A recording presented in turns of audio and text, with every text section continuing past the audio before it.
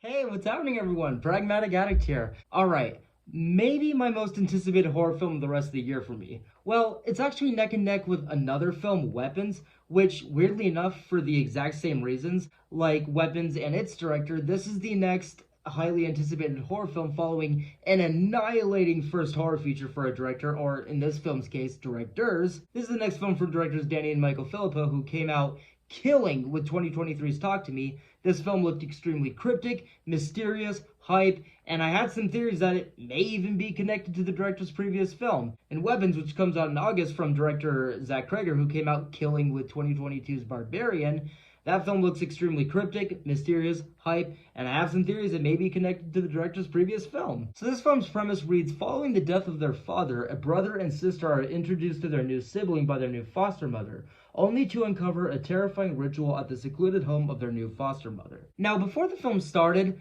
the Philippous said something that really stuck out to me. When introducing the film, they said it's about a hearing impaired kid who gets adopted by a Satanist.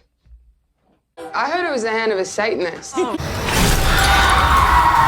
Just one final serving of anticipation before seeing this movie for me. Now, I'm going to let you guys know, this is going to be a spoiler-free review. I'm not going to say if, the theory that personally I went into this film with, of that, fan theory of, oh, I wonder if it's connected to Talk to Me. There were things I, spotted in the trailer that made me think, it's possible. I ain't going to talk about that, but I'm just saying, as far as, me getting this info before seeing this movie, I don't think that this is going to be shown before the general audience because this was an early screener.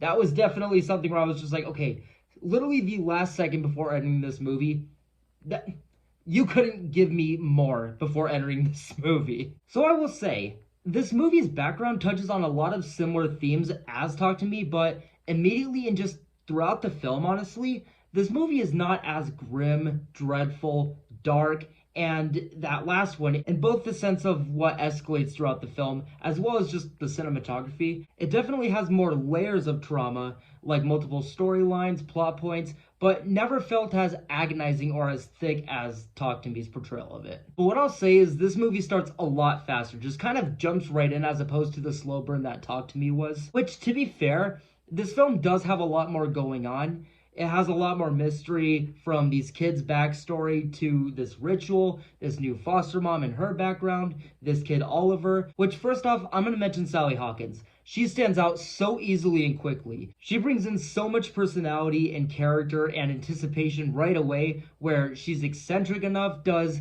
certain things that are definitely questionable regardless, but especially to a brand new young foster kid, which we are viewing a lot of this from. But while the movie does fine with what it's doing in the moment, it does kind of introduce and tackle everything all at once, and does so pretty immediately. Like the pacing of these kids and their story, a mystery regarding their background, how their first day and night here transpires, and how fast the characteristics of this mother come in, and how this mystery kid Ollie is introduced. It's nothing bad. The movie does fine enough juggling, introducing all of these individual things, and therefore we are given more than enough every second of screen time, but regardless, you are kind of bombarded, and I would say to make sure you really empty your mind before viewing this film, unlike Talk to Me, which has a much more straightforward story and pace. But I do think people will respect just how non-stop, jam-packed this movie is regardless.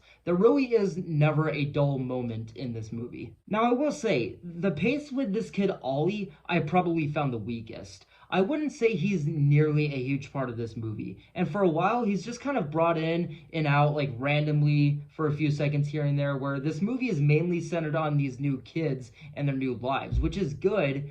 But again, everything the film is still incorporating, all the different questions, all the different plot lines, it doesn't nearly feel as structured, as straightforward, well-paced, or laid out as Talk to Me was. The movie doesn't answer all the questions you'll have, and some answers just aren't as big as you'll be expecting. Some plot points in the movie, some you'll be really anticipating, are kind of brought in and out, and that plot point, those answers are kind of secondary and just brushed to the side a bit. And it does feel like this film has a much bigger world than maybe it was able to handle, flesh out, balance, multitask. But regardless, it is a non-stop mystery that never wastes your time. I did enjoy it throughout and by the end, but it does introduce a much bigger world than it seemed to be able to handle, where some bigger expectations should definitely be lowered. And overall, I am going to give Bring Her Back a positive review. So guys, that does it for my thoughts on Bring Her Back. I wouldn't say this is nearly as strong of a film as Talk to Me. It's not as scary, it's not as dreadful, it's not as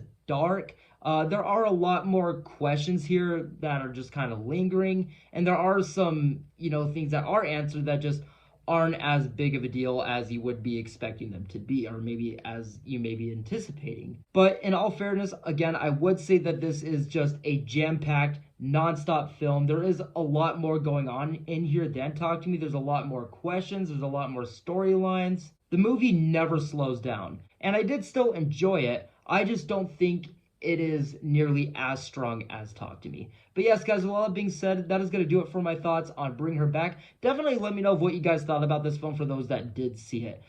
Guys, this is going to be a big week, a big day maybe, depending on when I get this review up. Tomorrow we are getting a lot of trailers. Just from the ones I know of for sure, we are getting Zootopia 2. We are getting the next trailer of Jurassic World Rebirth. And holy shit, we are getting a teaser for Welcome to Derry. Was not expecting to get back into that topic at this point. It's going to be a big day, guys. I hope to see you guys in those videos. I hope to see you guys soon. And regardless, yes, I will see you guys in the next video very soon. And I hope you guys are having a great day and a safe night. Take care, guys, and thank you for watching.